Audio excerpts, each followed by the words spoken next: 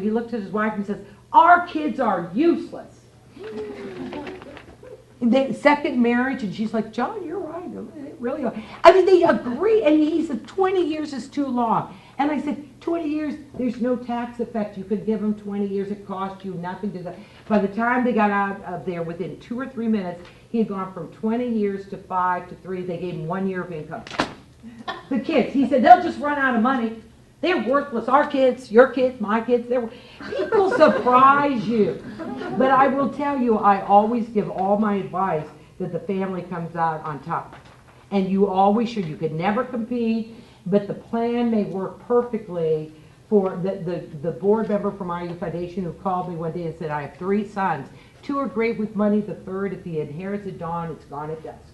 He did charitable gift plans for that 3rd son. Exactly right. He knew it's the wise father who knows his own child. That's a very good line. Is there like a limit? Like, does the fund have, does the tax fund have to be a certain, no, okay. Because you're using big numbers and. But you wouldn't want to do a trust like this unless you had at least $500,000, because you have to diversify. You wouldn't do it for less than, but most people have much more. I've known people at IU with $3 million in TIA, correct? They're sitting ducks. They truly believe their kids are going to get it. Completely wrong. So you have to sometimes you have to tell them they have a problem. You know, you have to tell people they have a problem. The next handout really talks about those beneficiary designations, how simple it is, the percentages. Don't do a dollar amount. The plan's going to rock and roll. It's going to go up, it's going to go down. A percentage is what you all want. The next handout is about that IRA charitable rollover that Scott talked about. There's a great little, and my advice there, I don't care at all that it hasn't passed. As I said in my comments, it's passed every year since 2006. So if you have somebody 70 and a half, say to them, if you have an IRA, use this. Here's the key to this. The distribution from the IRA has to go from the plan custodian to the public charity. It can't come to your donor. That's where people fall apart, is right there. So if many people in Indiana say my distribution is what I give to charity, say to them, if that's true, then call your plan custodian, have that $5,000 check to the church or the parks department or to the radio station, go from the plan custodian to the charity. You will not pay tax on it.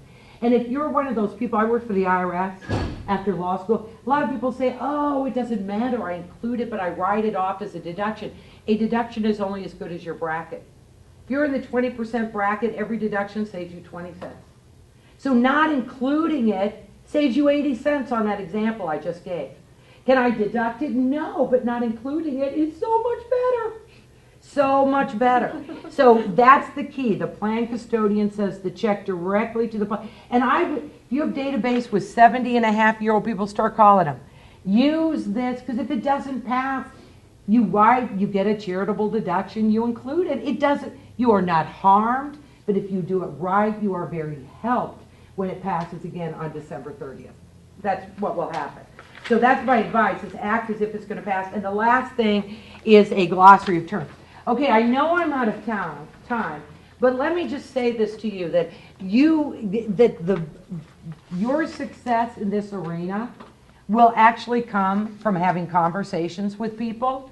And what you are really saying to people is, I know how much you value Middleway House. I know you've been a supporter forever and ever and ever. May we talk to you about ways to make sure that caring doesn't end.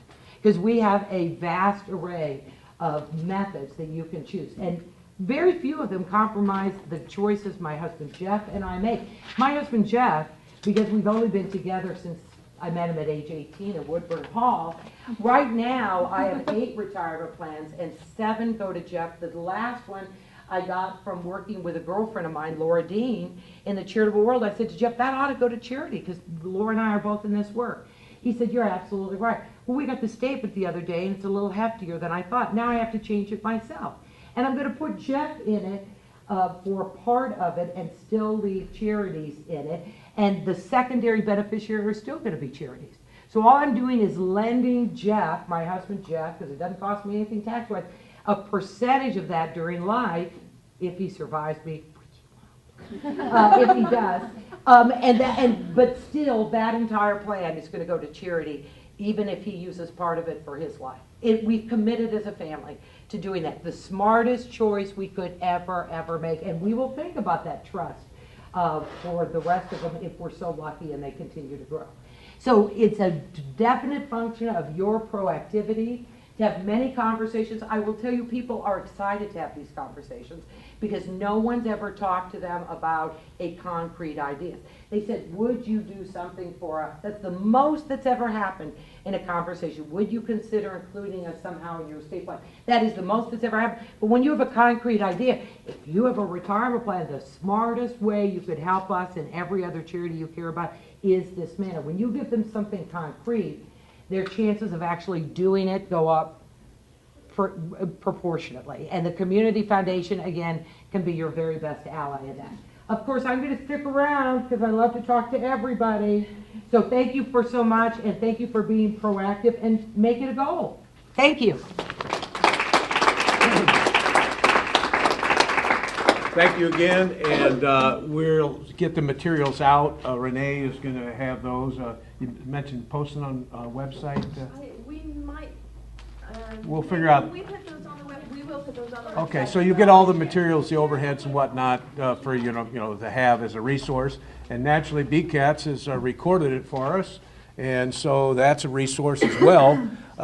You know, there's portions of it, some of it, all of it. You board members, particularly, I think, you know, are great folks, resources, and support for you and your jobs to get things done, and so they can access that as well.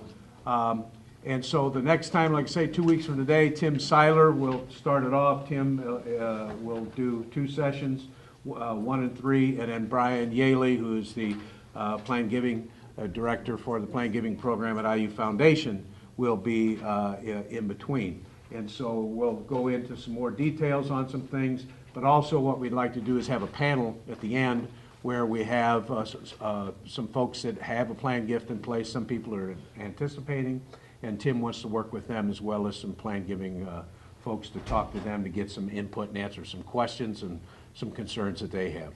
We'll do a follow-up in terms of critique and all that kind of thing down the line, but I appreciate you being here today. I know it's been Surveys. Yes. Please turn in the surveys on your way out. Okay, you do have a survey here today, okay. And so thank you again for being here. We really appreciate it and hope it was beneficial. Thank you.